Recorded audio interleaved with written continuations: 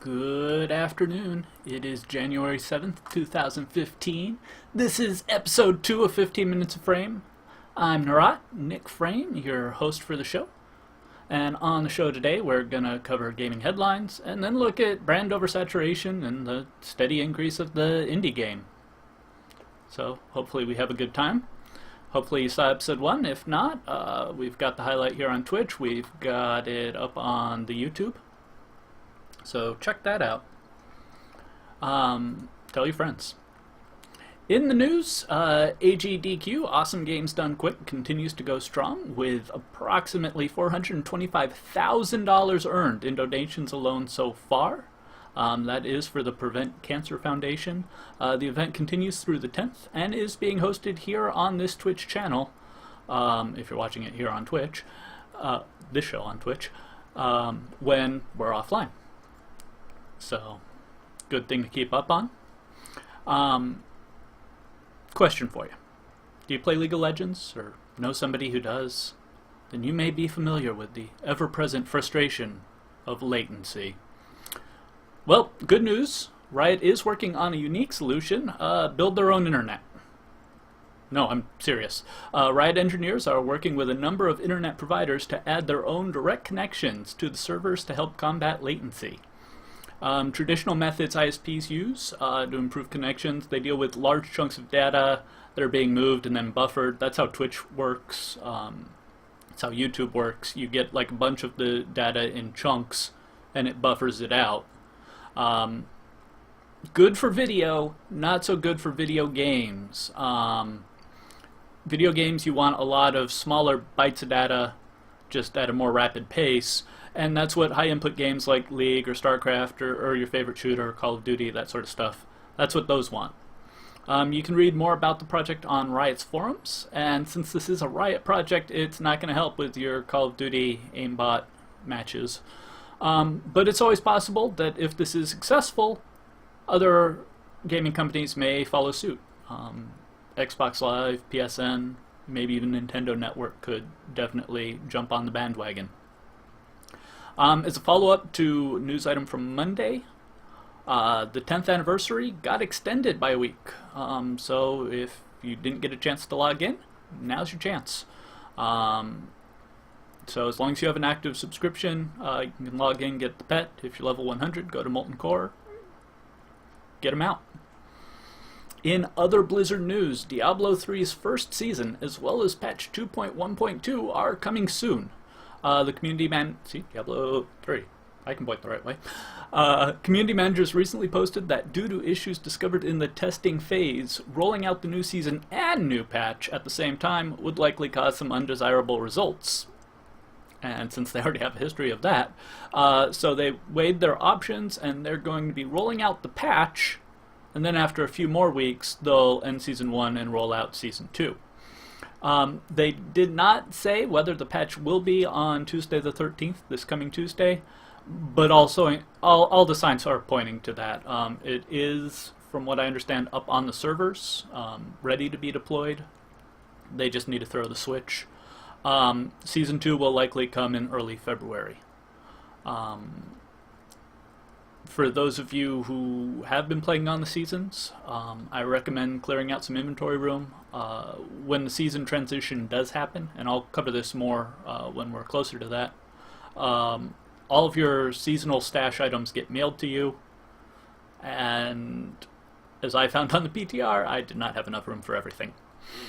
For those of you who are playing Bungie's Destiny, Bungie has started to send out small but legendary gifts to all of the players.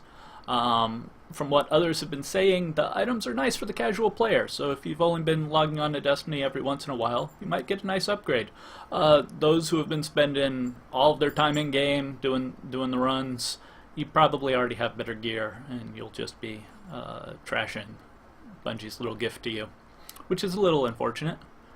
But that's the big items in the news. One of the topics suggested from my last show was Call of Duty, and really what they were asking about, what was being brought up, is these annual games that they add a little bit of UI and they charge you the full 60, $70 for a brand new game.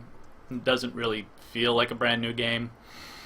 Call of Duty's probably the most often cited example in recent history, but there are a lot of offenders. You've got Madden, the other EA Sports games, most of the Ubisoft games, Guitar Hero Rock Band games from about 10 years ago. It's been a very common theme in AAA gaming, and it's a simple reason why that is. People buy and like the first one. They make another one. People buy and like the second one. People buy it, so they make a third one, and as long as it continues, they're gonna keep producing them. Rock Band Guitar Hero provides a good example of what will eventually happen to Call of Duty, be it short-term or long-term, looking more and more like long-term at this point, but not enough replayability, or not enough new features leads to people not buying the new ones and sticking to the old ones, and as the sales drop, the developers and publishers eventually drop said game in lieu of more lucrative investment opportunities. And 2014, I think, has really started to show that you've got a lot of the first party stuff, the big name stuff was a bunch of sequels and derivative products, and that indie games were where it was at for new and innovative games and features. And so we're going to be looking more and more, I think, as the years go on, to those indie developers to provide the riskier ideas. If you look at 2014's big releases, EA's Titanfall made a big splash really early on, but excitement for that mech shooter quickly died out. It's pretty low on Twitch's played list at this point. Blizzard's Hearthstone officially launched. Pretty unique game. But again, it's the Warcraft universe, which has been explored in 4 other games. And I think that's one of the only reasons Hearthstone got as big as it did, as quickly as it did, was because it was playing off of that Blizzard polish and Warcraft universe. Ubisoft released Watch Dogs. Lots of hype there. The previous E3s and other consumer shows, PAX and whatnot, really hyped up the game, and then it was a lot of its cool new features were gimmicks at best, and the plot was very formulaic. Ubisoft is often cited as having the same plot for all of its games, and they lowered the graphics to make it perform better, and people weren't thrilled with that since it had been advertised as this graphically awesome game. If you're going to make something your selling point and then take that away, you're going to get pushback. And even Bungie's Destiny, which I mentioned earlier in the show, is now showing signs of decline. Especially if you start comparing it to their Halo universe, which has enjoyed tremendous longevity. People to this day still like playing the original Xbox versions when they can. Which I think is both a testament to Bungie's creativity in Halo and a side effect of trying to do something new but not really succeeding with Destiny. As far as sequelitis goes, 2014 saw Dragon Age Inquisition, or Dragon Age 3, Sims 4, Assassin's Creed 29, Madden 312, Call of Duty Beating the Dead Tank. Just a lot of these formulaic games, but they were all really big sellers. Far Cry 4 also on that list. World of Warcraft released expansions 6? 5? 6. No, 5th expansion, 6th patch number, I think. Yeah, it's been 10 years. you've got a lot of the sequels and stuff, but that's what sells. Um, that's where they're making their money on those games that people buy because they understand what they're getting. Um, Usually, sometimes games are really buggy, and so you don't get what you were expecting.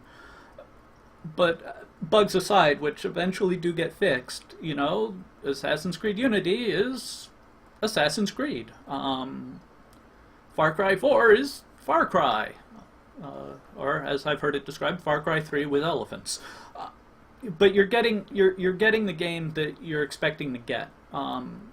There's little risk there, which is what really attracts the big name developers and producers, publishers.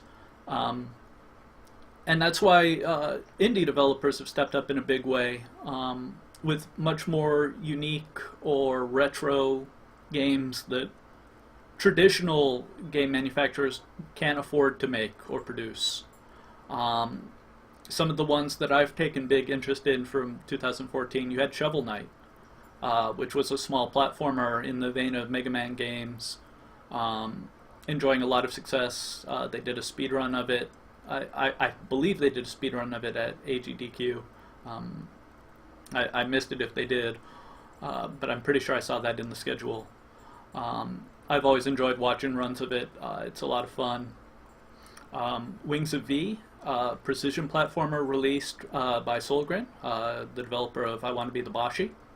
Um, Enjoying a lot of success right now on Twitch. A lot of people are enjoying it because it is so hard. I won't be surprised if you start seeing speedruns of that um, next year or even later this year at SGDQ.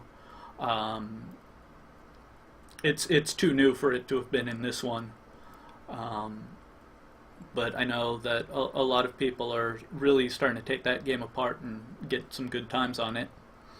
You have I Want to Be the you have The Binding of Isaac, if I can read correctly.